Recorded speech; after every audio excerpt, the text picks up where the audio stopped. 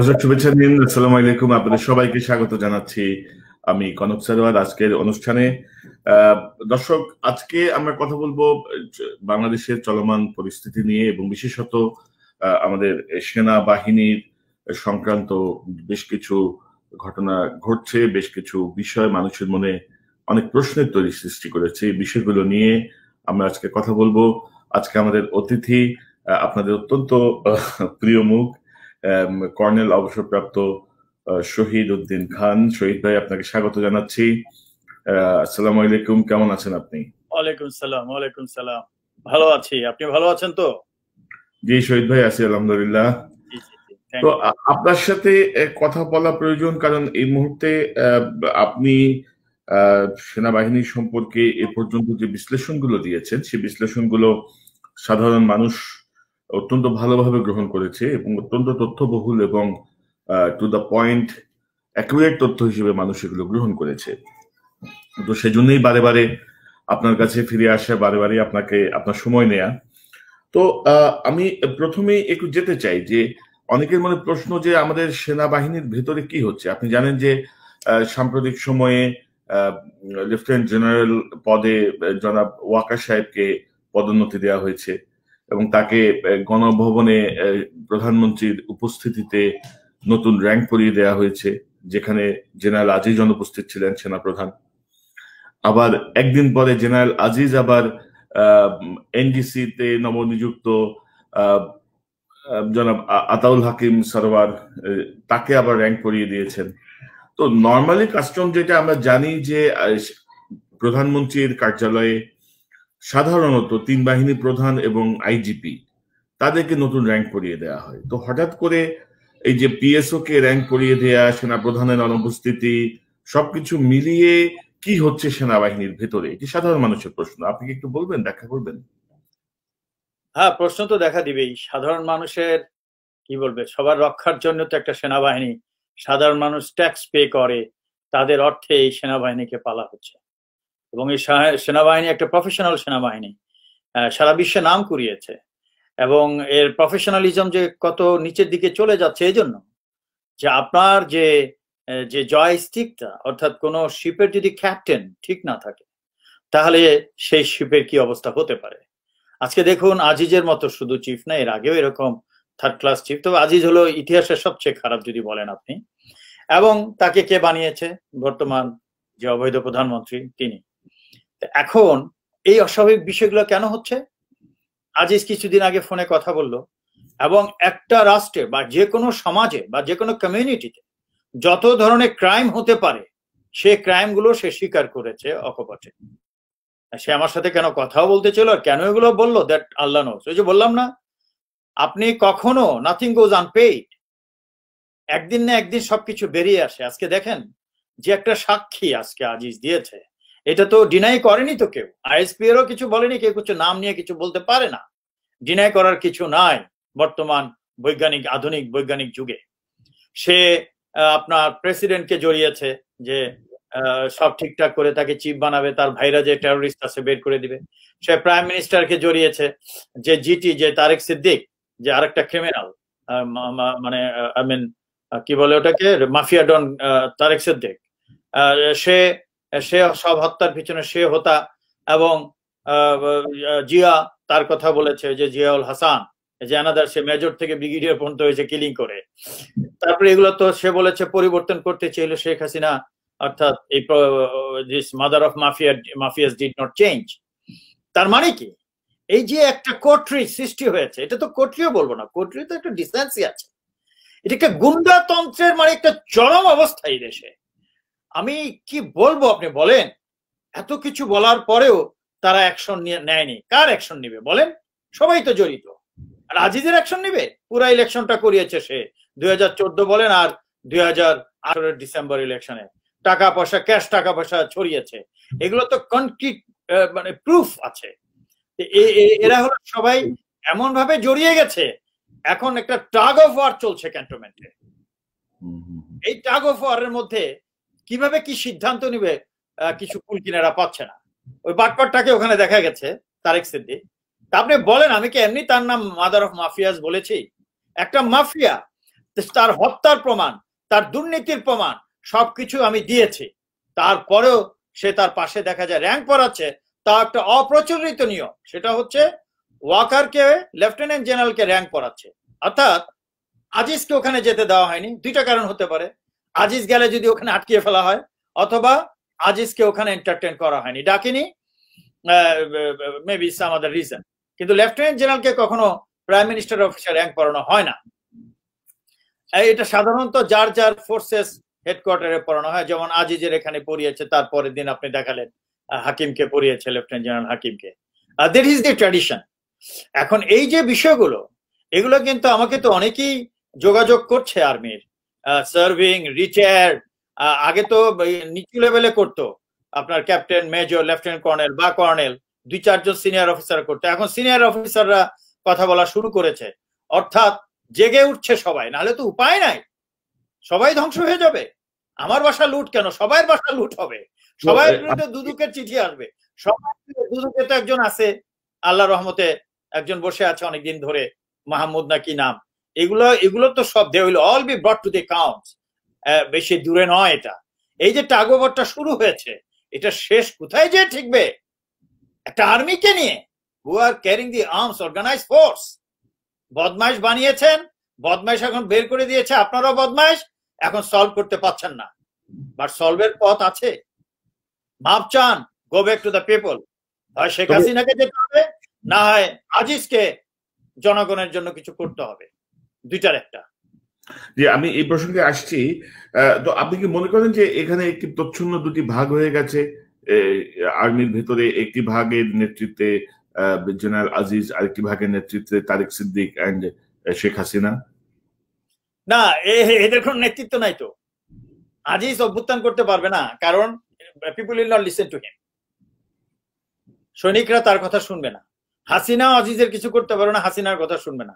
হাসিনাকে মাফিয়া, আপনি জানেন মাদার অফ মাফিয়া নিয়ে গান গাচ্ছে মানুষ গ্রামে আজকাল, আমার কাছে যে পাঠায়। হ্যাঁ, আগে যেমন তার বাবাকে নিয়ে গান গাইছে মুজিব বাইয়া যাওরে, এখন গান গাচ্ছে মানুষ মাদার অফ মাফিয়া রক্ষা দাওরে। এই অবস্থা। তো আর্মি, পুরো আর্মিটা ন্যাশনাল ইন্টারেস্টের জন্য, জনগণের জন্য দাঁড়িয়ে আছে। তারা এইসব বদমাইশদের আদেশ আর শুনতে চায় না। আর্মির মধ্যে ভাগ নাই। আর্মি, নেভি, এয়ারফোর্স সবাই একসাথে আছে। শুধু টপ লেভেল গুলো যে চোর বাটপাট গুলো, এদের ভাগাভাগিতে সমস্যা হয়ে গেছে। আপনি একটু আগে যে বলছিলেন যে হয় শেখ হাসিনাকে জনগণের জন্য কিছু করতে হবে, না হয় জেনারেল আজিজকে কিছু করতে হবে। তো কি করতে হবে আপনি কি মনে করেন? জেনারেল আজিজের এই মুহূর্তে কি করা হবে?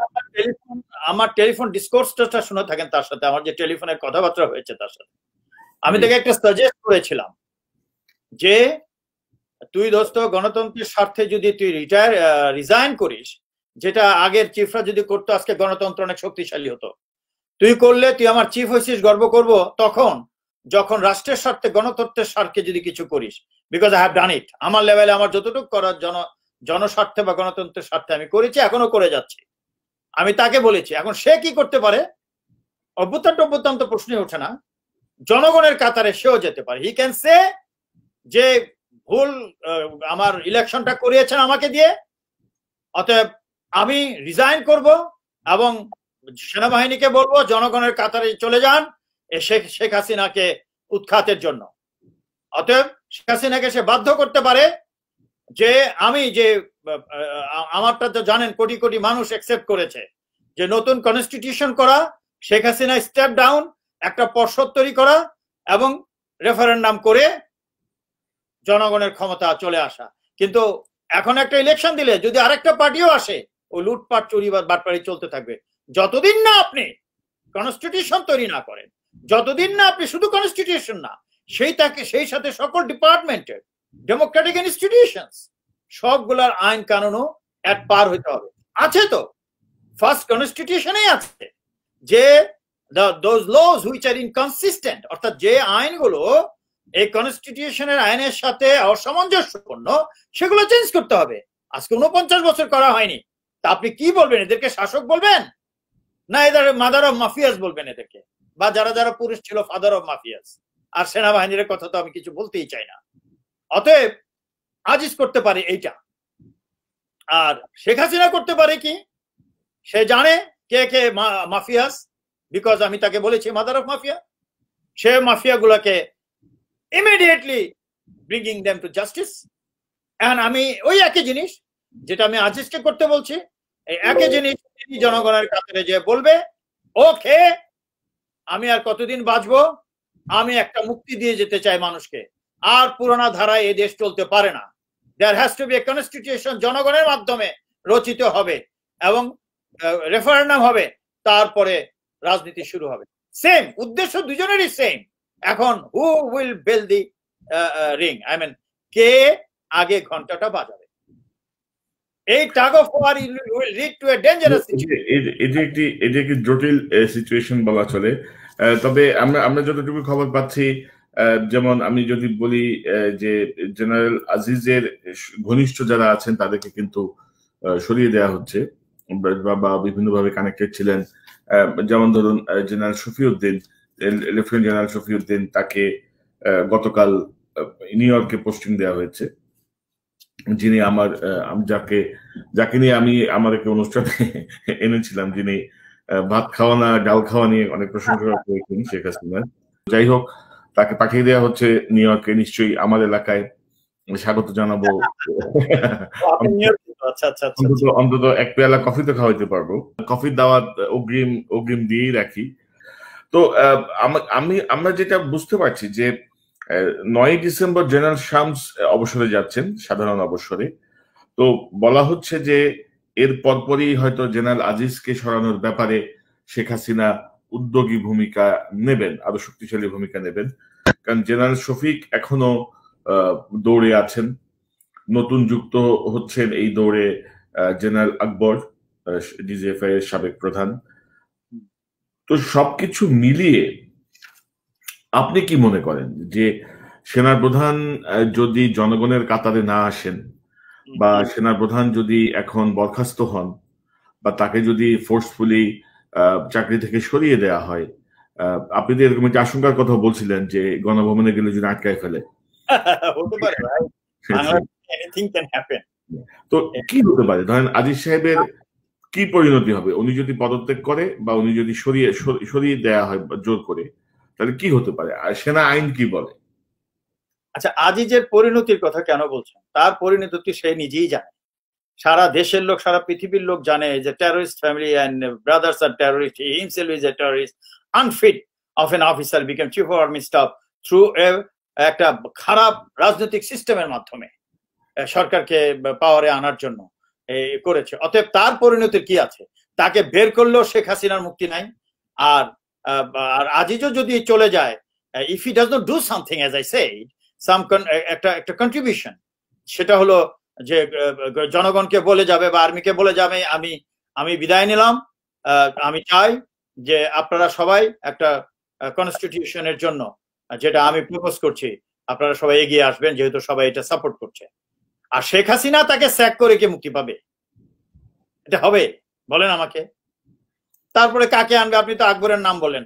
আকবর কি এটা আমার আর বলতে চাচ্ছি না, junior officer, I don't want to speak about him.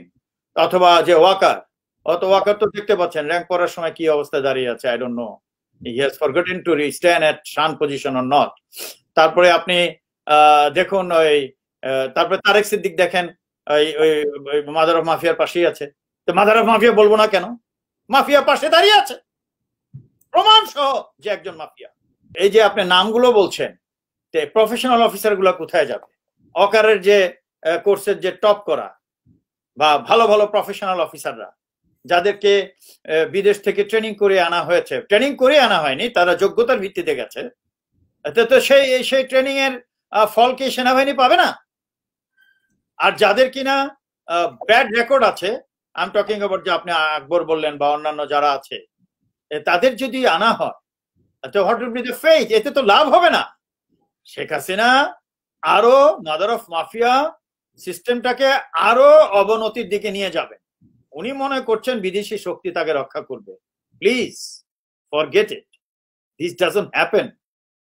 শক্তি একটাই, যে তোমাকে পৃথিবীতে নিয়ে আসছে, সৃষ্টিকর্তা বা আল্লাহ। Believe in that, do not depend on others. and continue to repeat the bad things, bad precedents. Damage তো যাওয়ার হয়ে গেছে। আমি জানি না তার এই ডিজাস্টার থেকে ফিরে আসার মতো কোনো সুযোগ আছে কিনা এ মাদার অফ মাফিয়াস। তবে আমার যা মনে হচ্ছে আই রিজনেবলি অ্যাসিউম দ্যাট তিনি হয়তো ফিরতে পারবেন যদি কিনা আমি যেটা অফার করলাম, if it is done only is possible. জনগণের কাতারে আসুন। 18 কোটি লোক একটা শক্তিশালী সংখ্যা। এই সংখ্যাকে আপনি কেন শক্তিশালী কাজে লাগাবেন না? Why are you thinking about Aziz কাজিজ, এই তারেক সিদ্দিক, আনকুত, এদেরকে নিয়ে চিন্তা করছেন কেন আপনি? তার মানে you are also that. You prove that you are not that. Then I will not call you mother of mafia. I will call you mother of democracy. So do it. Save the country. And don't depend on others. Make your own country strong enough. তো এই জায়গাটা তো আমরা তো কথা বলছি, এবং ধরুন যে সেনাপ্রধানের যে ফোনালাপ, এই ফোনালাপের পরে আসলে সেনাপ্রধান যা বলেছেন তাতে তো আসলে তারেক সিদ্দিক সহ একটি গ্রুপের বিরুদ্ধে কঠোর অ্যাকশনে যাওয়ার কথা। সেনাপ্রধান যে পরিস্থিতিতেই বলুন, তিনি কিছু সত্যি কথা বলেছেন কিন্তু এইসব ক্রিমিনালদের বিপক্ষে। তো ক্রিমিনালরাই তো ওনার আশেপাশে এখনো, আপনি যেটি বলছিলেন, র্যাঙ্ক বাড়াচ্ছে, ঘুরে বেড়াচ্ছে। আমি শুনতে পাচ্ছি যে এই যে general Shafiq, lieutenant general Shafiq এখন তারেক সিদ্দিকীর একমাত্র পছন্দের মানুষ, যাকে তিনি বসানোর জন্য আপ্রাণ চেষ্টা করছেন। তো এনাফ ইজ এনাফ, এই জায়গাটা কখন তারা বুঝতে পারবেন? কখন তারা বুঝবেন যে এনাফ ইজ এনাফ, এখন আমরা দেশের জন্য কিছু করি? আপনি একটা কথা বাঙালিরা বলে সবসময়, রতনে রতন চিনে। তারেক সিদ্দিক ভালো মানুষ চিনবে কি করে? চোর বাটপারকে তো চিনবে। যে শফিকের যে আমি জানি না শফিক সম্পর্কে, আপনি যেহেতু ডকুমেন্টারি দেখিয়েছেন, ইজ মাই জুনিয়র অফিসার, তাই যদি হয়ে থাকে, তার যদি এরকম করাপশন হয়ে থাকে, তো তারেক সিদ্দিক ভালো মানুষ খুঁজবে কোত্থেকে? রতনে রতন চিনবে না। আমার কথা হচ্ছে তারা they will never return to the senses. এটা আপনি চিন্তা করার কোনো কারণ নাই। তারা কখনো তাদের বুদ্ধিদীপ্ত মানুষে ফেরতে আসবে না। তারা গণ, এটাকে কি বলা হয়, দে আর ফিনিশড। তাদের মনের ভিতরে যে কল্প, বিশ্বাস, মনুষ্যত্ব, এগুলো শেষ। they will never come back unless they are burnt off. I mean they leave the world. আর না হয় এরা ফেরত আসবে না। সো কার দায়িত্ব এখন? দায়িত্ব জনগণের। দায়িত্ব জনগণ নেওয়ার আগে বিস্ফোরিত অবস্থায়, বিস্ফোরণ হয়ে যাবে। আমি বলেছিলাম এর আগে আপনার কথা, স্মাউল্ডারিং ফায়ার, বর্ষাচ্ছাদিত বন্যা হিসাবে আছে। অতএব এই মাদার অফ মাফিয়াকে এখনো বলছি, try to understand the situation. I want that you don't behave the way you have been behaving for a few years. অতীতে যে বছরগুলোতে আপনি যে চিন্তাধারা ভাবে কাজ করেছেন, মাফিয়াদের মাধ্যমে দেশ চালিয়ে ধ্বংস করে দিয়েছেন দেশকে, ওখান থেকে ফিরে আসুন।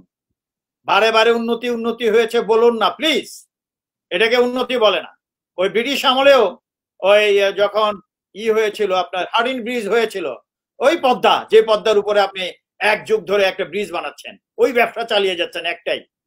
ওই তখন হার্ডিন ব্রিজে যখন ব্রিজ করেছিল, তখনও বাঙালি হিন্দু যারা বানিয়া বোঝেন তো, যারা ব্রিটিশ দালাল ছিল, এমনকি ঠাকুর ফ্যামিলিও ছিল, যদিও আমাদের উনি বিশ্বকবি, ওইটা বিসাইড দ্য স্টোরি। তো এরকম বানিয়ারা তখন বলেছিল যে ব্রিটিশই একমাত্র মুক্তি, এত বড় ব্রিজ করেছে, হিন্দু মুসলমান গন্ডগোল করে খামাখা ব্রিটিশদের বিরুদ্ধে লেগেছে। তো উন্নতি মানুষের মনে, মানুষের মননশীলতার মধ্যে উন্নতি অন্য জিনিস। মানুষ শান্তিতে ঘুমাতে চায়, তার ইজ্জত রক্ষা করতে চায়, তার মা বোনদের ইজ্জত রক্ষা করতে চায়, তারা যে ট্যাক্স দেশে ট্যাক্সের টাকা জনগণের কাজ দেখতে চায়, তারা তাদের সামরিক বাহিনীকে শক্তিশালী দেখতে চায়, তারা তাদের সামনে যে আদর্শ বড় বড় উপাধির লোকরা আছে তাদেরকে আদর্শবান দেখতে চায়, মাফিয়া হিসাবে দেখতে চায় না। আমি তাই বলছি, mother of mafia, still time is there to understand.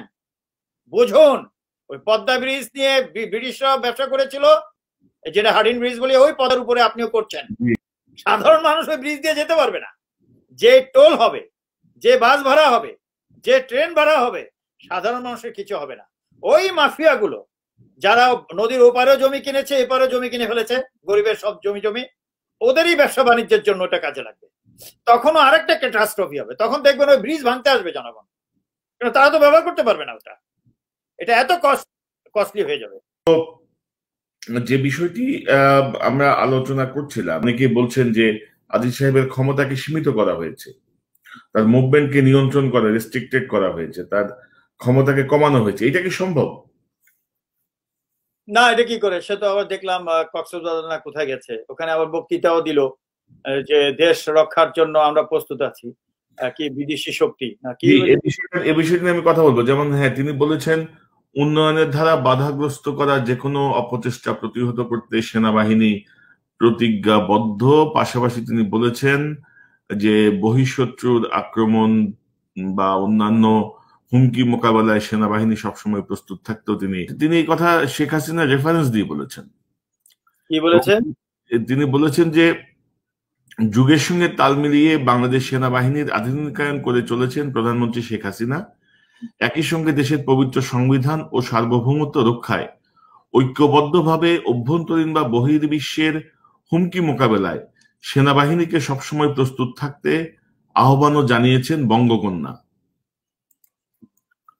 How does he define যে আভ্যন্তরীণ শত্রু বা আভ্যন্তরীণ থ্রেট? আর্মির আভ্যন্তরীণ থ্রেটের তো তার কোনো কাজ নাই। সেটা হলো আপনার যদি বন্যা ঝড় হয় বা ইমার্জেন্সি ডিক্লেয়ার করে তাহলে ঠিক আছে, that is different. But what is the threat? আভ্যন্তরীণ threat, how does he want to mean about this? একটা যদি আমরা বলি সো-কল্ড ডেমোক্রেসি সোসাইটিতে, আরেকটা বলেছে বহিঃশক্তি। বহিঃশত্রু কি? হি শুড ডিফাইন কোনটা বহিঃশত্রু। হ্যাঁ, 10 লক্ষ বার্মিজের মতো একটা দেশ, বার্মার মতো 10 লক্ষ রিফিউজি ঢুকালো, you people could not do anything. 49 বছরে বলেই বেড়াচ্ছ যে আর্মি অনেক শক্তিশালী হয়েছে, you could not do anything to Burmese army like, তারা এই এত বড় একটা অপরাধ করে, মানে কি বলবেন আপনাকে, হিউম্যান রাইট ভায়োলেশন যাকে বলে, অর্থাৎ এই যে এতগুলো শরণার্থীকে পাঠালো, এই যে অমানবিক, চরম অমানবিক একটা বিষয়, you could not do anything. আর বহিঃশত্রুর কথা বলছে, আমার তো মনে হয় এরাই সব বহিঃশত্রু, বাইরের শত্রু দরকার নাই তো। বহিঃশত্রু তো মানুষ বলছেই যে আজিজ তো কাজিজ তো তারেক সিদ্দিক তো শেখ হাসিনা, এরাই তো বাংলাদেশে বহিঃশত্রু আসার দরকার নাই তো। এদের মতো লোক থাকলেই বিদেশিরা অ্যাক্সেস পাবে।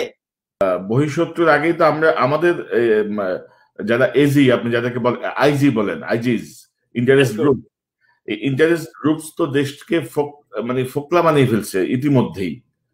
তো এই জায়গায় কি কারো কোনো দায়িত্ব নাই? আপনি বহিঃশত্রু করছেন। বহিঃশত্রু কি কেন? শুধু আভ্যন্তরীণ শত্রু যে সামনে যেগুলো দেখা যাচ্ছে, কেউ কাকে ঘায়ল করতে পারছে? বহিঃশত্রু তো পড়ার কথা। হাসিনা না পারছে আজিজকে সরাতে, বিকজ সবাই তো ইনভলভ। আজকে পুরো জাতি, সারা পৃথিবী জানতে পেরেছে তাদের সম্পর্কে। না পারছে তারেক সিদ্দিককে সরাতে। শত্রু তো নিজের সামনে আছে, একজনকে একজন সরাতে পারছে না, যাদের জন্য তাদের পজিশন একদম অত্যন্ত ভালনারেবল হয়ে গেছে, কি বলে, নাজুক হয়ে গেছে। একজনকে একজন সরাতে পারছে না। বহিঃশত্রু আসলে তুই কি করবি? What will you do? You cannot face the enemies you have in front of you. Crore crore টাকা লুট হয়ে গেছে, ব্যাংক লুট হয়ে গেছে। আপনি জানেন কি করছে? আমার বিরুদ্ধে যে বলেছে আমি নাকি টাকা ছাপিয়েছি, বুঝছেন? টাকা ছাপিয়ে বিদেশে নিয়ে গেছে। আমি জানি না টাকা ছাপিয়ে বাংলাদেশে, অথচ আসল টাকা যারা পাচার করেছে, কোটি কোটি টাকা পাচার করেছে, মাদার অফ মাফিয়াস জানে, সবাই জানে। আজিজ বিদেশে ব্যবসা কোথায় করেছে, এগুলো আসবে ভবিষ্যতে, ঠিক আছে? তো এগুলো ফেস না করে বহিঃশত্রু, এইসব গল্প 49 বছর ধরে বলতেছে, মানুষ হাসে এগুলা শুনলে। সেনাপ্রধানদের মুখের থেকে শুনলে সেনাপ্রধান কি বলবে? এগুলো হলো মাফিয়া প্রধান, উপপ্রধান। এদের কাছ থেকে এইসব কথাই তো শুনবেন 49 বছর ধরে মানুষ যা বলে আসছে। মানুষ হাসে এগুলা শুনলে। বহিঃশত্রু তো কি, আভ্যন্তরীণ শত্রু, ফাজিল কোথাকার। রাষ্ট্র শেষ করে দিচ্ছ।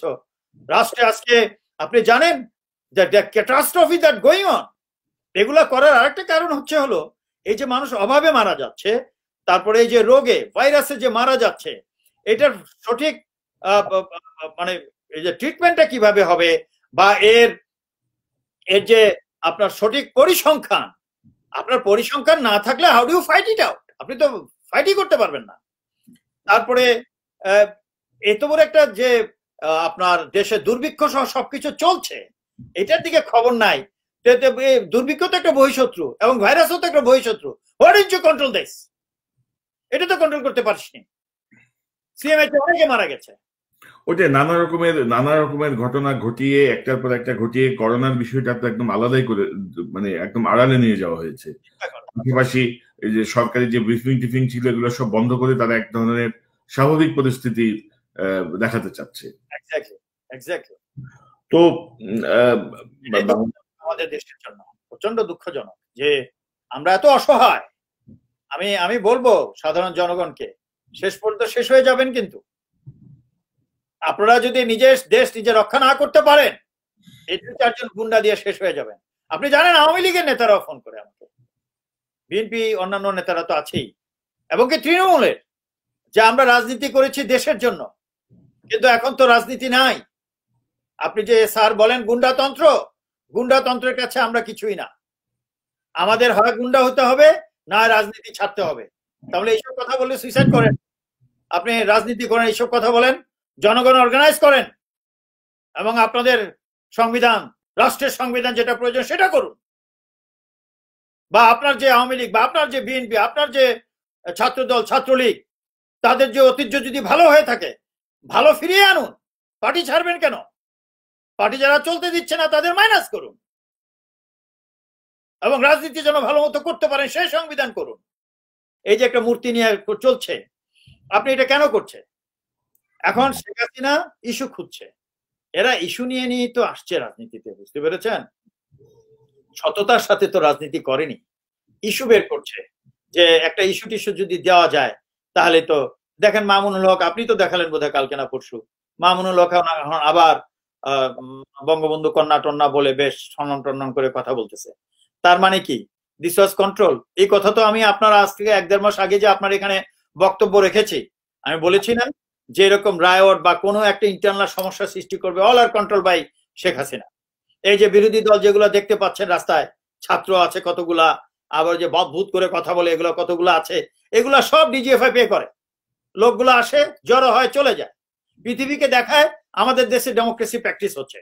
আর এখন এই যে মৌলভী সাহেবরা নেমেছেন, এটা এই ছবিগুলো পাঠাচ্ছে ওয়েস্টার্ন কান্ট্রিতে যে আমাদের দেশে এরা আবার উগ্র ইসলামিক দলগুলা জেগে উঠছে। আমি বলবো আপনারা যারা নেমে আসছেন একটু বুদ্ধিমান হন। ইসলামে যেটা আছে যে রাষ্ট্র নায়ক যদি খারাপ হয় তার বিরুদ্ধে কথা বলুন। আপনারা তো তার বিরুদ্ধে কিছুই বলছেন না। মূর্তি বানাচ্ছে কি বানাচ্ছে না, ওটা মূর্তি না মূর্তি পূজা না ভাস্কর্য, ঠিক আছে, এটা তো বড় সমস্যা না। এই সমস্যার সমাধান করা যাবে, এটা আমাদের হাতেই আছে। তার চেয়ে বড় সমস্যা যেটা লক্ষ লক্ষ মানুষ না খেয়ে মরছে, রোগে মারা যাচ্ছে, দুর্নীতি হচ্ছে, দেশ বিক্রি হয়ে যাচ্ছে, সেটার বিরুদ্ধে নামান না কেন আপনারা ডাক দিলে? আমি এর আগে বলেছি আপনাদেরকে যে ফ্রান্সের প্রেসিডেন্ট কি বলেছে মহানবীর বিষয়ে, আপনারা নেমেছেন, আলহামদুলিল্লাহ, নামা উচিত বলেছে, প্রতিবাদ করেছেন, কোনো করেননি, কোনো ভায়োলেন্স করেননি, ঠিক আছে।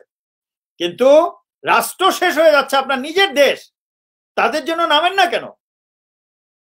আপনারা তো নামলেন ভাস্কর্যের বিরুদ্ধে, এখন আবার তার যার ভাস্কর্যের বিরুদ্ধে নেমেছেন তার পক্ষে সুন্দর বঙ্গবন্ধু টঙ্গবন্ধু বলে জাতির জনক মা, তারপরে কি তার মাদার অফ মাফিয়াকে বললেন যে জননেত্রী, দেশের উন্নতি করতেছে, দিস দ্যাট। এগুলো কি হচ্ছে আমি কিন্তু আসলে বুঝে উঠতে পারি না। এনারা কি ইসলামের নর্মস ফলো করছেন নেতাগুলো? আমি সাধারণ যারা আসে তাদের কথা বলছি না, কি নর্মস ফলো করছেন? এই যে mother of mafia Sheikh Hasina থেকে ধ্বংস করে দিচ্ছে, এটা নিয়ে তো কেউ কিছু দুইটা কথা বলছেন না। এই বিরোধী ছাত্রগুলো যে আছে, এই যে টেলিফোনে কথা হলো, এত বড় দুর্নীতির কথা, ক্রস ফায়ারের কথা, তারপরে আপনার টেররিস্টদের ছেড়ে দেওয়ার কথা, টাকা ভাগাভাগির কথা, আজিজ তো নিজেই স্বীকার করেছে যে আমি আমার ভাতিজাদের দিছি, এটা কি দুর্নীতি হয়ে গেল গা? আমি তো আপনার আত্মীয়কেও দিয়েছি, তারেক সিদ্দিককে বলছে। এই যে এত বড় বড় একটা কাহিনী ঘটলো, এটা নিয়ে তো আপনারা যারা মৌলবী যারা আছেন, আপনারা যদি চেতেন এবং অন্যান্য দেশবাসীকে নিয়ে এই সরকারকে উৎখাত করে গণতন্ত্র ঠিক করতে পারতেন। আপনি জানেন যে সাম্প্রতিক সময়ে সরকার ঢাকায় মিছিল মিটিং নিষিদ্ধ করেছে, বাংলাদেশে, ঢাকায় না শুধু সব জায়গাতেই। তো কি মনে করেন আপনি, হঠাৎ করে কেন মিছিল মিটিং নিষিদ্ধের বিষয়টি আসলো, তাও 16 ডিসেম্বর মাসে? আমি তো বললাম আপনাকে, আমরা তো ঘোষণা দিয়েছি যে একটা গণ অভ্যুত্থান হতে যাচ্ছে এবং সেনাবাহিনী, এয়ারফোর্স এবং সকল বাহিনী যারা টপ লেভেলের ডিরেকশন বাদে সবাই রাস্তায় নামবে। আপনি চিন্তা করতে পারবেন না, চিৎকার করে কান্না করে, আমি তো স্যার বলছে স্যার রেকর্ড করেন স্যার, অফিসার্স আদার র্যাঙ্কস চিৎকার করে কান্না করে আর সহ্য হচ্ছে না স্যার। আজকে বায়তুল মোকাররম থেকে আমার একটা মিছিল বের হয়েছিল গত শুক্রবার, এবং ওখানে আমার বাবাও নামাজ, অনেকের বাবারা আসে না, আর্মি অফিসারের বাবা, আত্মীয় স্বজন, শ্বশুর আসে, এসে বাকির মোকাররমে নামাজ পড়তে যায়। তো ওই মুসল্লিদের পিটানো শুরু করছে, তার বাবাও মার খেয়েছে, একজন দুইজন না, অনেক আর্মি অফিসার এবং সোলজারদের ইয়ে। আমার সহ্য হচ্ছে না স্যার, কোন রাষ্ট্রে আছি, বাবা একটু বেড়াতে আসছে, একটু বায়তুল মোকাররম দেখতে চাইছে, ওখানে নামাজ পড়ে আজকে মার খেলো। এই যে বিষয়গুলো, এগুলো যদি শেখ হাসিনা না বুঝে আপনি যদি নিষিদ্ধ করেন, কে নিষিদ্ধ করবে? যখন নেমে আসবে নিষিদ্ধ, রে ভাই নিষিদ্ধ, কি বলবো আর। হ্যাঁ, পাকিস্তান তো অনেক কিছু করেছিল, পেরেছে।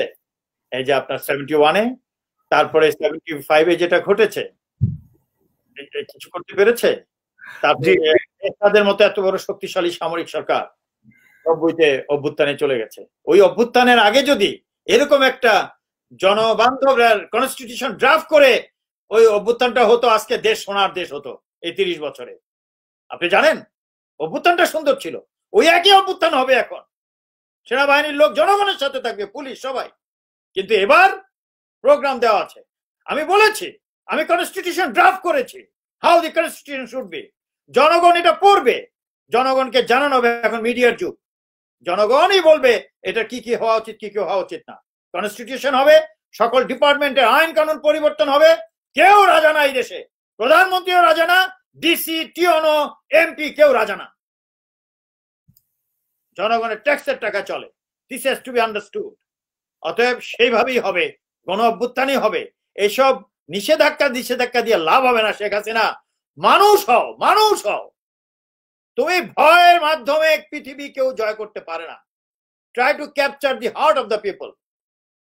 If you do not do it, people will do ইট।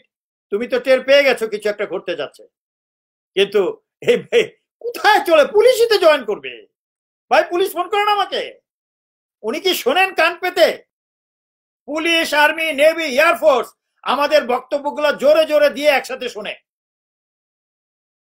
আপনি কাদেরকে দিয়ে নিষেধাজ্ঞা পালন করবেন? ওই একা বেনজিরকে দিয়ে, একা আজিজকে দিয়ে?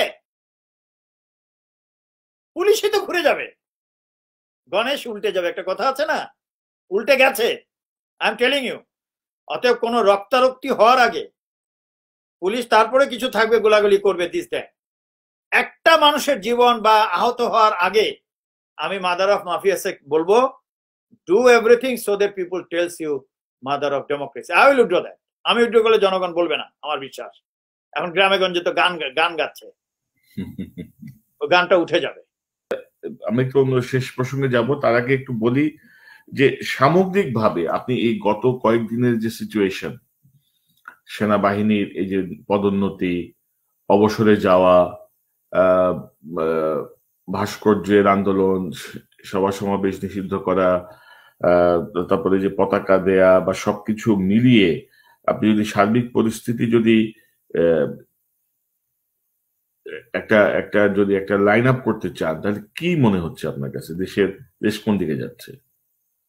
দেশ তো কোনো দিকে যাচ্ছে না, থমকে আছে, শুধু মুখে যাচ্ছে।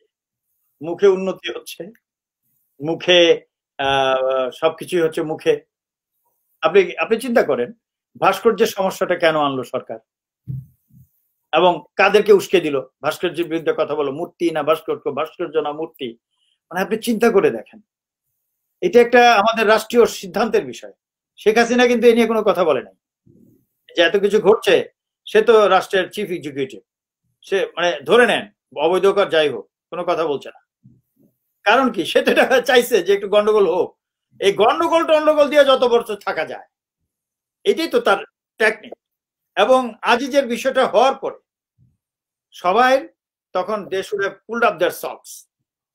বিশেষ করে শেখ হাসিনা, তাকে তো ইমপ্লিকেট করা হয়েছে, তার তো অ্যাকশনে যাওয়া উচিত, অর্থাৎ অ্যাকশনে যে বাড়ি পাঠানো, আরো অনেক কিছু করা উচিত। একটা ডেঞ্জারাস জিনিস বেরিয়ে আসছে, সেটা না করে সে কি করে আজিজকে সরাবে, স্মুথলি সরাতে তো পারছে না, বিকজ সবই তো একসাথে চুরি বাটপারি করেছে এবং ইলেকশন হাইজেক করেছে, সেটা পারছে না। এখন অন্য কাউকে বানানো যায় কিনা, ওয়াকার তো অনেক জুনিয়র, তারই কোর্সের সিনিয়র অনেক আছে। হ্যাঁ, তাদের ফার্স্ট ম্যান হলো হুমায়ুন, হুমায়ুন, তারপরে আছে আরো অনেকে আছে, বলতে পারছি না, মতিউর পসিবলি একজন, তারপরে আছে আকবর, আপনি বললেন, এরকম আরো অনেক আছে। এর মধ্যে ভালো মন্দ তো বাছাইয়ের কিছু নাই, সবাই অ্যাঙ্গেল ওই একটাই, যেটা আমি একটু আগে বলেছি। অতএব দেশের অবস্থা খুবই ভার্নারেবল এখন, এবং যদি সরকার কোনো বড় একটা ক্যাটাস্ট্রফি বা রক্তারক্তি, আহত নিহত অবস্থা যদি সৃষ্টি না করেন, কেন মানুষের দেওয়ালে পিঠ থেকে গেছে, তাহলে যদিও এখন অবৈধ হোক যাই হোক সরকারের ধরে আছে তো একটা position, if they do not act, তাহলে কিন্তু জনগণ তো অ্যাক্ট করবে এবং সফলও হবে, তখন that will not be a good precedence, সেটা পৃথিবীর কাছে একটা ভালো উদাহরণ হবে না। তবে এটা ঠিক, এই গণ অভ্যুত্থানে একটা আমূল পরিবর্তন আসবে, মানুষের হয়তো একটু রক্ত দিতে হবে, মানুষের যুদ্ধ করতে হবে, হতাহত হতে পারে। এবং আমি আজকে আরেকটা ঘোষণা দিচ্ছি, যদি কোনো হতাহত হয়, আমি এর আগেও বলেছি যে বিজনেসম্যানরা আপনারা দোষী না, আপনাদেরকে দেড় বছরের মধ্যে সময় দেওয়া হবে, সব অর্থ নিয়ে আসেন, বাংলাদেশকে ইন্ডাস্ট্রি করে ছেড়ে দেন, আপনাদেরকে প্রশ্ন করা হবে না, দোষী হলো ওই মাফিয়ারা, অতএব মাফিয়াদের বিচার হতে পারে, আপনারা না। অতএব যেহেতু এটা করবেন, অনেকে বলছে যে ওই পর্ষদ গঠনের পরে তারপরে ওই চুরি করা টাকা ফেরত এনে তারপরে, নো, যেদিন পর্ষদ গঠন করা হবে, এই গণ অভ্যুত্থানে যে ব্যক্তি আহত হবে, তার যদি বেশি আহত হয়, অর্থাৎ পঙ্গু হয়ে যায়, তাহলে তার ছেলে মেয়ে তাকে চালানো হবে, ক্যাশ মিনিমাম 50 লক্ষ টাকা দেওয়া হবে, যে মারা যাবে তাকে মিনিমাম 1 কোটি টাকা দেওয়া হবে, এবং সেটা দেওয়া হবে পর্ষদ গঠনের পরই, এই না যে একদিন ভবিষ্যতে দিব, এইভাবে লিস্ট করা হবে। কেননা বাংলাদেশে একটা বর্গ আছে মানুষের, এই যে 30 লক্ষ লোক মানুষ মারা গেছে যুদ্ধে, না 31 লক্ষ না 29 লক্ষ, যাই হোক, সেটার লিস্ট আজও করা হয়নি, এবং তাদেরকে যে ক্ষতিপূরণ দেওয়ার কথা সেটাও দেওয়া হয়নি, শুধু মুক্তিযোদ্ধার লিস্ট, এ করে একবার, ও করে একবার, এটা নিয়ে অনেক কিছু আপনারা দেখতে পাচ্ছেন, নাটক। শেষ পর্যন্ত একজন রেপিস্ট মুক্তিযোদ্ধার মন্ত্রী, কোন পর্যায়ে গেছে দেশ। অতএব এর আমূল পরিবর্তন হবেই, সেটা মাদার অফ মাফিয়াও করতে পারে, টু চেঞ্জ হার, এই উপাধি যেটা আমি দিয়েছি, আর না হয় জনগণ করবে। তবে জনগণের যে ক্ষতি হবে সেটা সম্পূর্ণ হিসাব থাকবে, 71-এর যুদ্ধের হিসাব যেগুলো রাখা হয়নি, কেননা গুন্ডাতন্ত্র শুরু হয়ে গেছিল। এই যে আপনি যে ঘোষণা দিচ্ছেন 50 লক্ষ বা 1 কোটি টাকার, তো এটা আপনি মানে আপনার কোন অথরিটিতে এই ঘোষণাটা দিচ্ছেন? অথবা শুনেন, every custodian, every citizen of a nation, সে যদি লো কাস্ট, সে যদি একজন এমনকি যেটাকে বলা হয় না একদম নিম্ন শ্রেণীর কেউ যদি হয়, is the custodian of the nation. Everybody is custodian to protect this nation. So I am as a custodian, আমি চাকরি অবস্থায় যতটুকু কাস্টোডিয়ান হিসেবে করার কথা ওই পদ্ধতিতে করেছি। আর এখন আমি বেশি অধিকার কেন জানেন? আমার সাথে যে অন্যায় করেছে সে হলো এই অবৈধ প্রধানমন্ত্রীর প্রধান উপদেষ্টা এবং আত্মীয় তারেক সিদ্দিক, এবং আমি অফিসিয়ালি, আমি যে বললাম না আমরা ব্যাটেল প্রসিডিওর ফলো করি এজ এ মিলিটারি অফিসার, আমি 1.5 বছর ধরে অফিসিয়াল যা দেওয়ার দরকার এখান থেকে ব্রিটিশ ল ফার্মের থেকে আমি পাঠিয়েছি, কি বলে, লিগাল নোটিশ পাঠিয়েছি। তারপরে 7 মাস তারেক সিদ্দিককে এই লিগাল নোটিশ পাঠানোর আগে আমি জানতে চেয়েছি, কেন তুমি আমার লোকদেরকে ধরে নিয়ে গেছো, হত্যা করেছো, এবং আমার ভাই এখনো একজনের খবর নেই, আমার সম্পত্তি লুট করেছো, সব আপনারা সব জানেন। তার কোনো উত্তর দেয়নি। উত্তর দেনি বলেই তো আমি অথরিটি পেয়েছি। কেন রাষ্ট্রের সর্বোচ্চ পর্যায়ে আমার সাথে অন্যায় করেছে, আমি বিচার চেয়েছি, বিচার পাইনি। তার মানে রাষ্ট্রের অন্যদের সাথে কি করা হয়েছে এটা তো অত্যন্ত সহজে অনমীয়। অতএব আমার রাইট আছে শেখ হাসিনার বিরুদ্ধে, তারেক সিদ্দিকের বিরুদ্ধে, আজিজের বিরুদ্ধে দেশকে রক্ষা করতে। আমি স্যাক্রিফাইস করেছি সেনাবাহিনী থাকতে, আমি আমার চাকরি স্যাক্রিফাইস করেছি, অন্যায়ের বিরুদ্ধে লড়েছি, কারো কাছে মাপ চাইনি। এখন করছি, তারা অন্যায় করেছে এবং শেখ হাসিনাই এবং তার অত্যন্ত নিকটের অ্যাডভাইজার এবং অন্যায় করেছে। অতএব I have the right to challenge her, কারণ আমি তাকে লিখেছি 1.5 বছর আগে। আইনগত দিক যা আছে তা অ্যাডজাস্ট করেছি, তিনি সেটা না করে আমাকে ভুয়া কেসে যাবজ্জীবন কারাদণ্ড দিচ্ছে, ইত্যাদি ইত্যাদি দিচ্ছে। অতএব আমি জনগণকে বলেছি গত 1.5 বছর ধরে, আগে জনগণকে ভালো মতো চেনেনি, এখন কোটি কোটি মানুষ ডাকছে। This is the authority. Authority কি বিসিএস পাস করে আসতে হয় নাকি, বা আইসিএসবি পাস করে আর্মি অফিসার হয়ে অথরিটি আনতে হবে নাকি? জনগণ যেটা সঠিক ভাবে সেটাই তো অথরিটি। তো আপনি যে কথাটি আপনি বলছেন বা আমরাও যেটি শুনতে পাচ্ছি বিভিন্ন দিক থেকে, যে একটি গণ অভ্যুত্থান হচ্ছে হবে, বা আমাদের সকল বাহিনী জনগণের পাশে এসে দাঁড়াবে, তো আপনি কি এই গণ অভ্যুত্থান প্রক্রিয়ার সঙ্গে যুক্ত? অফকোর্স, আমি তো ঘোষণাই দিয়েছি। এই গণ অভ্যুত্থান শুধু নয়, গণস্বার্থে আমি ছোটবেলা থেকে করে আসছি। আমি এখনো তো বলছি, আমি তো বিদেশে আছি, শেখ হাসিনা বের করুক না আমার ক্যারিয়ার। একটা যদি অফেন্স পায়, ক্ষুদ্রতম যদি অন্যায় পায় আমার জীবনে কোনো ক্যারিয়ারে, আই চ্যালেঞ্জ। তো আপনার এই গণ অভ্যুত্থান অথরিটি আমার 2 দিনে গ্রো করেনি তো, ইয়ার্স ওভার দি ইয়ার্স, বছরের পর বছর। বাট এখন ফাইনাল আসছে কেন? শেখ হাসিনা পর্যায়ের লোক অন্যায় করেছে, অতএব I am the right authority to challenge her. তো আপনার নাও হবো, চিফ অফ আর্মি স্টাফ আমার সাপোর্ট পাওয়ার জন্য ফোন করবে কেন? আমার সাথে আপোষ করার চেষ্টা করবে কেন? শেখ হাসিনা তো বলেছে আপোষ করার জন্য, শুনেননি টেলিফোনে? That is the authority, but I don't do that. আমি জনস্বার্থে আপোষ করছি না, দ্যাট ইজ দি অথরিটি। আমি জনগণের পাশে আছি, জনগণের স্বার্থ রক্ষার্থে আছি, দ্যাট ইজ দি অথরিটি। আমি যদি আপোষ করতাম নিজের স্বার্থ, নিজের অর্থ সম্পদের জন্য, দ্যাট ইজ নট অথরিটি, সেটা হলো মাফিয়াদের অংশ হয়ে যেতাম। আমি তাহলে তাকে মাদার অফ মাফিয়াস বলতে পারতাম না। এন্ড গণ অভ্যুত্থান হবে, সুযোগ আছে mother of mafia to turn into mother of democracy if she behaves. না হয় এই হতাহত হওয়াটা উচিত হবে না। আর যারা হতাহত হবেন নিশ্চিন্তে থাকেন, আপনাদের 14 পুরুষের সমস্যা হবে না। ওই ডে 1 থেকে, যেদিন থেকে গণ অভ্যুত্থান করে পর্ষদ গঠন করা হবে, সেদিন থেকে will take care of them ইনশাআল্লাহ। তো আপনার সাথে, আমি ঠিক নাম জানতে চাই না, আপনার সাথে এই গণ অভ্যুত্থানের নেতৃত্বে আর কয়জন আছে? ওগুলো বলা ঠিক হবে না, কেননা আমি একটা কথা বলেছি, দ্য লিডারশিপ অফ প্রিন্সিপালস, নীতির নেতৃত্ব। বাংলাদেশে ব্যক্তি নেতৃত্ব ফেল করেছে 54 সনের পর থেকে। তারা ভাগ হয়ে গেছে, যার যার ব্যক্তিত্ব নিয়ে আছে, এবং সব ব্যক্তি বেইমানি করেছে আমাদের জাতির সাথে, যেভাবে আমাদের মাফিয়া এখন করছে। অতএব ব্যক্তিকে আমাকেও বিশ্বাস করতে বলছি না, আমি জনগণকে বিশ্বাস বলবো বিশ্বাস করতে যে নতুন সংবিধান করা হবে, সেই সংবিধান মঞ্চকে বিশ্বাস করতে। পৃথিবীতে কিন্তু এভাবেই হয়েছে। আমাদের বাংলাদেশে স্বাধীন হয়েছে না প্রবাসী সরকারের মাধ্যমে? তাজউদ্দিন সাহেবরা যদি তখন দেশে আসতো, পাকিস্তানিদেরকে ছেড়ে দিত, কপালে গুলি করতো। যেভাবে আমি গেলে শেখ হাসিনা তো ঘুম হয় না যে শহীদ খানকে কবে মারা যায়। আজকেও তো একটা লোক দেখছে আমার পিছু পিছু ঘুরেছে, আমি ব্রিটিশ পুলিশকে বলেছি। তো সেম, আপনি আমাদের যত মহানবী রসুলগণ আছেন, তারা কি নিজের দেশে থাকতে পেরেছে? বিদেশে চলে গেছে। ডক্টর হোসেমিন দেশে থেকেছে, বিদেশ থেকে করেছে। তারপরে আপনার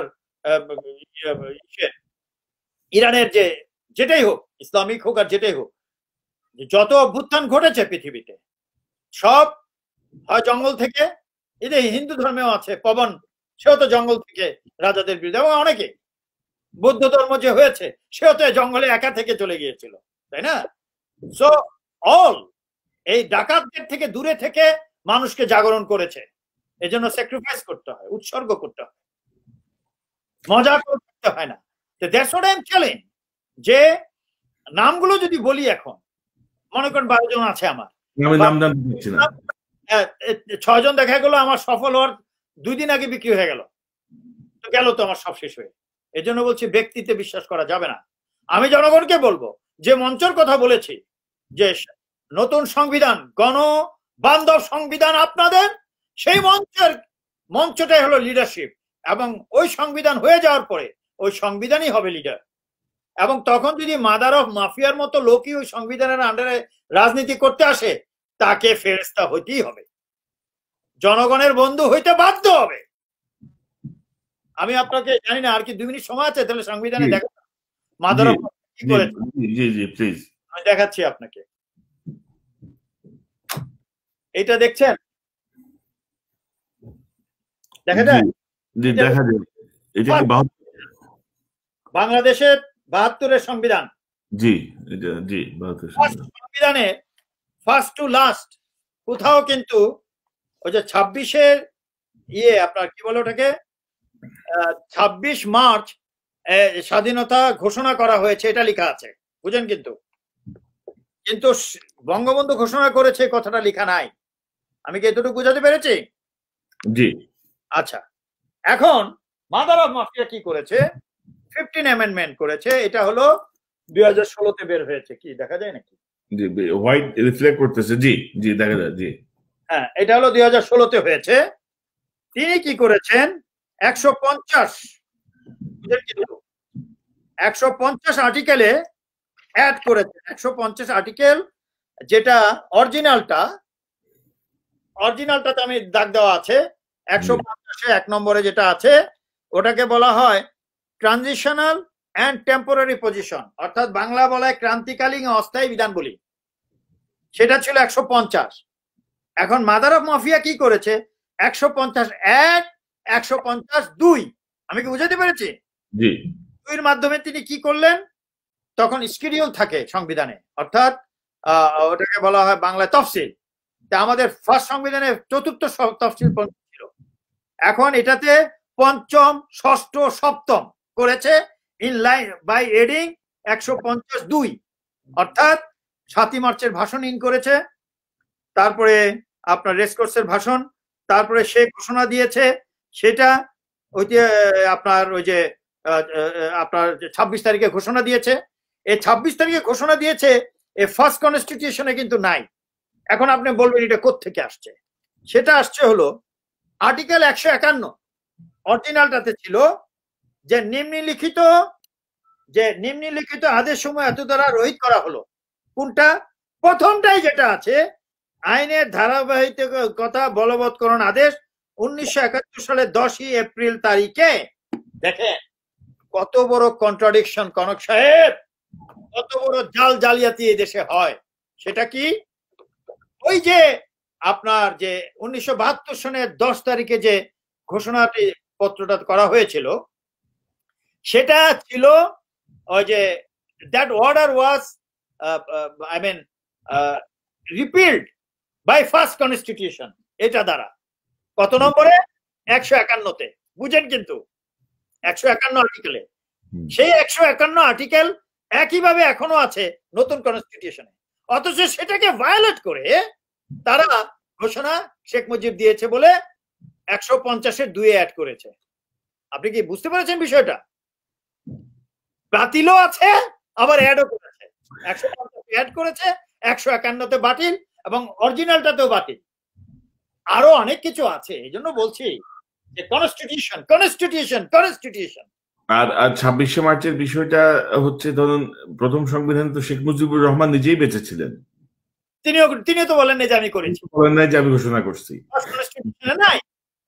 এখন 1972 সনের 10ই এপ্রিলের ঘোষণায় সেটা একটা অর্ডার ছিল, ওই অর্ডারের মধ্যে লেখা আছে শেখ মুজিবের কথা, কিন্তু ওই অর্ডারটা আমি মুক্তিযুদ্ধের একটা বইয়ের মধ্যে পেয়েছি, সেটা আবার ছাপিয়েছে 2005-এ।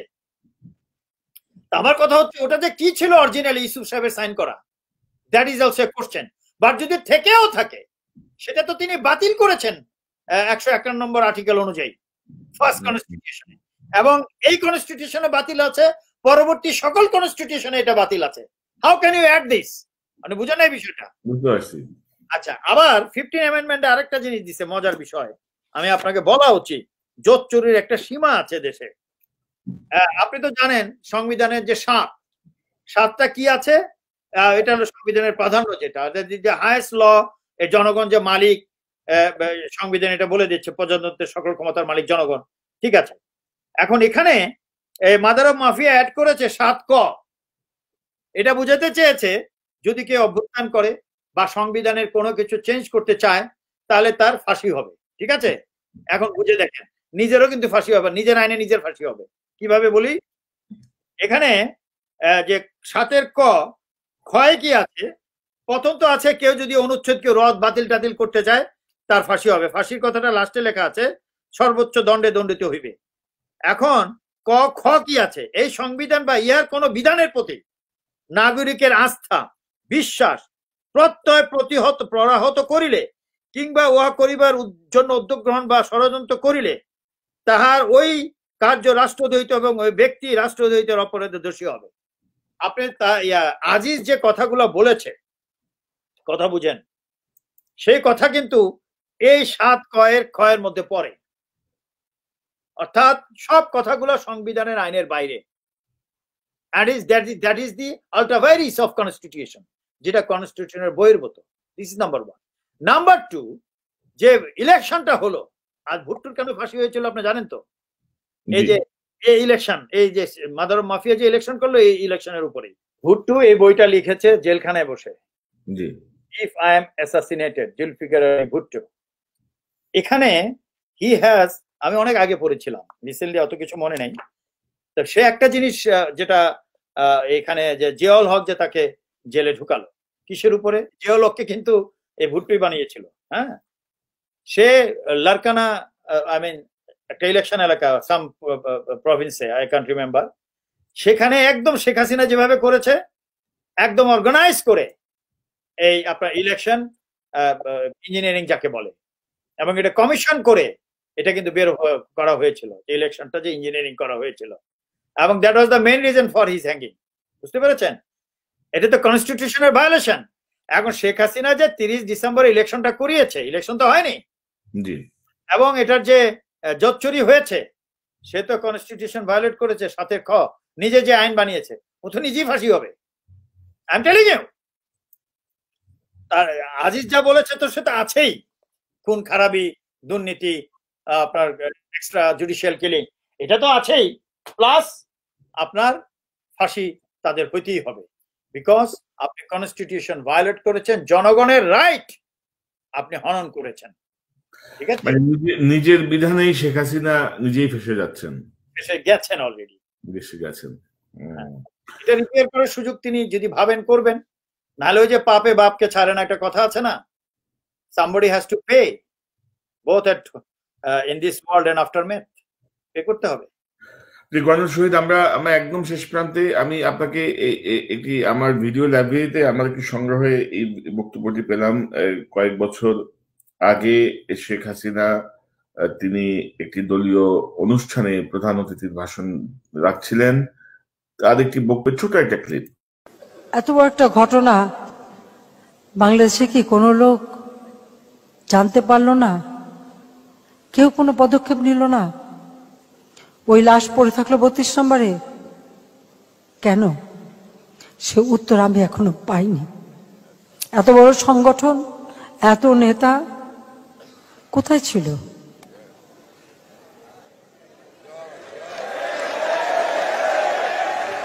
মাঝে মাঝে আমার এটা জানতে ইচ্ছে করে যে কেউ সাহসে ভর দিয়ে এগিয়ে আসতে পারলো না।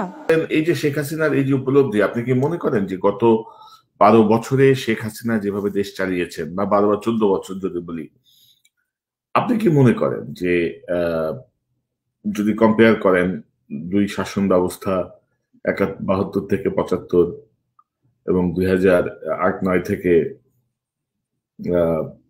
বর্তমান সময় পর্যন্ত, এই বক্তব্যের আলোকে আপনার পর্যবেক্ষণটা কি হবে?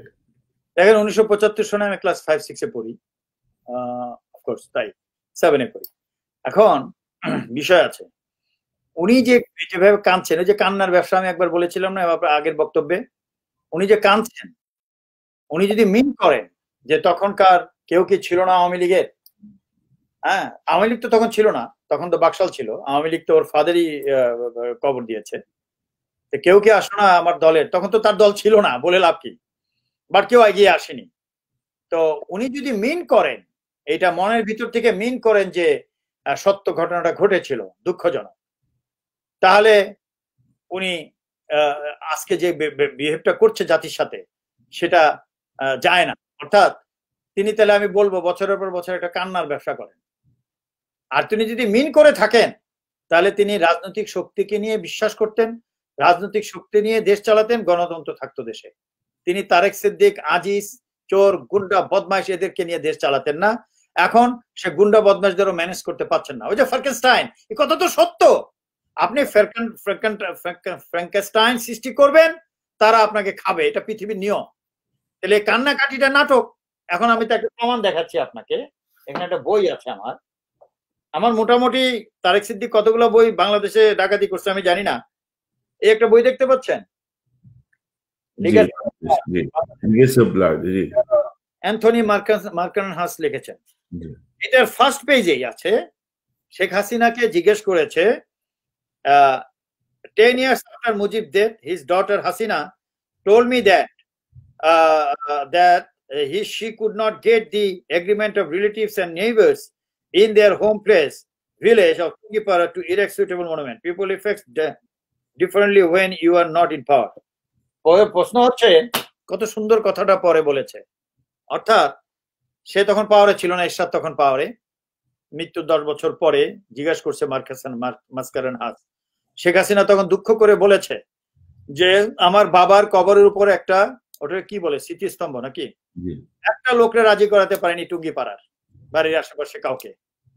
তো উনি কি বুঝতে পারছেন যে তার নিজের বাড়ির লোকরাই মানে মৃত্যুটাকে কিভাবে নিয়েছে? I am sorry to say this, তিনি নিজেই স্বীকার করেছেন। আমি তো তোমার ছোট, আমি তো ইতিহাস থেকে বলছি। তো তারপরে আবার বলেছে মাসকারেনহাস, মানুষ পাওয়ারে থাকতে একভাবে কথা বলে, পাওয়ার থেকে চলে গেলে আরেকভাবে কথা বলে। তো উনি এখন পাওয়ারে আছেন, কথাগুলো ওইভাবেই বলছেন কেঁদে কেঁদে। For what? আরে ভাই, আপনার অ্যাকশন দেখতে চাই তো। আপনার বাবাও তো এইভাবে বলেছে, দুর্নীতি আমার ডানে বায়ে কম্বল খেয়ে ফেললো, দিস দ্যাট। কজনকে উনি জেলে ঢুকিয়েছিলেন? হ্যাঁ, উনি তো আরো রেপিস্টকে ছেড়ে দিয়েছেন। সেই রেপিস্ট এখন মন্ত্রী, তার মেয়ের মন্ত্রী। শুধু রেপ করেনি, হত্যা করেছে একটা নববধূকে, আর সে মুক্তিযোদ্ধা মিনিস্ট্রি লিড করছে। আর আমাদের যে কতগুলো মহিলা পুরুষ যে রাস্তায় নেমেছে যে ধর্ষণের বিরুদ্ধে সংগ্রাম করতে, তারা তো প্রথম ওকে টেনে বের করা উচিত ছিল মিনিস্ট্রি থেকে। You are the first rapist, তোমাকে দিয়ে শুরু করলাম আমরা, বা শেখ হাসিনা তাকে স্যাক করে এটা করা উচিত ছিল। এগুলো কান্নার অভিনয়। ওনার এখনো সময় আছে, আমি আবারও বলছি, এগুলা দেখার কোনো দরকার নাই। তিনি কিছুদিন আগে, কালকে আপনি যে একটা ভিডিও দেখালেন তার, সে বলছে কিছুই যাবে না, সাথে কি বুংবাং বললেন আর কি, ধন সম্পদ, টাকা পয়সা, বাড়ি গাড়ি, অথবা যারা অস্ত্র শস্ত্র নিয়ে মনে করতো বিশ্বে সব থেকে শক্তিধর, কথায় কথায় বোম্বিং করছে, কথায় কথায় গুলি করছে, কথায় কথায় মারছে, কোথায় গেল সেই শক্তি নাই, শেষ। আল্লাহ রাব্বুল আলামিনের খেলা বোঝা খুব ভার। উনি যে কথাগুলো বললেন এগুলো হলো আগেকার আমলের রাজনৈতিক ব্যবসা। উনি তো একই কাজ করছেন, কথায় কথায় গুলি করে মেরে দিচ্ছে, কথায় কথায় যাবজ্জীবন কারাদণ্ড। হ্যাঁ, অস্ত্র শস্ত্র, যার আপনার লাইসেন্স অস্ত্র তাকে আপনি এই দিচ্ছেন, আর আপনার এই র্যাবকে বানিয়েছেন আপনার মারণাস্ত্র, আপনার নিজের লোকদের হত্যা করছেন, পুলিশকে বানিয়েছেন মারণাস্ত্র, তারপরে ভোট চুরি করছেন, সবকিছুতে আপনিই করছেন। যে দোষগুলো বললেন আপনি তো করছেন। এগুলো কি, এসব ভনিতার তো কোনো কারণ নাই, এসব বলে লাভ আছে? এসে মানুষের মন গলে না। আপনার হিপোক্রেসি দিন শেষ, মানুষ এগুলো বোঝে। এগুলো দিয়ে মানুষকে কনভিন্স করতে পারবেন না, কাজ করে কনভিন্স করেন। এই কথা তো আপনি 2012-তে বলেছিলেন, আপনাকে ছাড়া সবাইকে কেনা যায়। পার্লামেন্টে বলেছেন, যাদের কেনা যায় কজনকে ধরেছেন? সবাই এখন পায়ের উপর পা তুলে গুলশানের বাড়িতে বসে সুন্দর ভিডিওতে স্টেটমেন্ট দিচ্ছে টিভিতে। সবাই দেশে বিদে বেগমগঞ্জ না বেগম কি বেগম পাড়া না কি যেন এগুলোর খোঁজ নিতে পারেন না আপনি? বেগম পাড়াটারা কেন তার ছেলে তার মেয়ে সম্পর্কে জয় যে তার ছেলে, তারপরে তার মেয়েকে নিয়ে যে কি নাম যেন পুতুল, এই যে কথাগুলো উঠতেছে এগুলো কি ডিফেন্ড করেছেন উনি? এগুলো কি ডিফেন্ড করছে? যাই হোক, কন্ট্রোল করতে পারেননি যেহেতু এখন মনের কথা বলতেছেন, ধর্মের কথা বলতেছেন, আপনি কি বলে তাহাজ্জুদ পড়েন, ঠিক আছে, তো ধর্মের কাজ করেন নাহলে তো রেহাই পাবেন না। তো রেহাই নাই, আই এম টেলিং ইউ। তো সেজন্য আমি বলতেছি যে যেহেতু আপনি ইসলামের কথা বলেন বা যে ধর্মের কথাই বলুন না কেন, সেই ধর্মের বইগুলো পড়ুন, সে অনুযায়ী কাজ করুন, নাহলে এর পরিণতি আপনাকে ফেস করতে হবে। এইসব ডিসকোর্স দিয়ে লাভ হবে না। জি কর্নেল শহীদ, আমরা আজকের অনুষ্ঠান শেষ করতে চাই। আপনার জন্য সর্বশেষ 30 সেকেন্ডে যদি আপনি কোনো মন্তব্য বা কোনো বার্তা দিতে চান, 30 সেকেন্ডে আপনার সঙ্গে তো নিতে চাই। আমি সেটা বলবো, আপনি একটা প্রশ্ন করেছেন যে গণ অভ্যুত্থানের আপনি কি লিড দিচ্ছেন বা অথরিটি কিনা। আমি আবারও বলছি, ব্যক্তি নেতৃত্ব নয়, নীতির নেতৃত্ব, অর্থাৎ কনস্টিটিউশন হবে জনগণের, সেই মঞ্চটার নেতৃত্ব। প্রত্যেকটা জনগণ নেতা, প্রত্যেকটা জনগণই কর্মী। অতএব এই অভ্যুত্থান হবে গণ অভ্যুত্থান যদি কিনা Sheikh Hasina mother of mafia নিজেকে মাদার অফ ডেমোক্রেসি করার চিন্তা করেন। আমি জনগণকে কথা দিচ্ছি, বেঁচে থাকুন আর মরে যান, এই সংগ্রাম জয়ী হতে হবে এবং আপনাদের সন্তান আত্মীয় স্বজনের দায়িত্ব সরকারের, সেই পর্ষদের, এবং পর্ষদ গঠন করার পরের দিন থেকেই এই দিস ইজ মাই ওয়ার্ড, এটাই আমার শপথ, আপনারা লিখে রাখুন, কাম ফরওয়ার্ড। ধন্যবাদ, উৎসর্গ হলেও ইনশাআল্লাহ। Thank you. ধন্যবাদ কর্নেল শহীদ আপনার মূল্যবান সময়ের জন্য। দর্শক, আপনারা যারা এতক্ষণ এই অনুষ্ঠান দেখলেন, আপনাদের সবাইকে অসংখ্য ধন্যবাদ জানাচ্ছি। সচরাচর আমি কোনো মন্তব্য করি না অনুষ্ঠানের শেষে, আমি শুধু আহ্বান জানাই যে বাংলাদেশের গণতন্ত্র, মত প্রকাশের স্বাধীনতা, বিচার বিভাগের স্বাধীনতা এবং সুশাসন প্রতিষ্ঠার জনগণকেই করতে হবে এবং জনগণকেই রুখে দাঁড়াতে হবে সকল ধরনের ফ্যাসিস্ট তৎপরতা। কারণ জনগণের শক্তি রোখার মতো কোন ফ্যাসিস্ট এ পর্যন্ত পৃথিবীর বুকে জন্ম নেয়নি, পৃথিবীর ইতিহাস তাই বলে। দর্শক ভালো থাকুন, আবারও দেখা হবে ইনশাল্লাহ। আসসালামু আলাইকুম।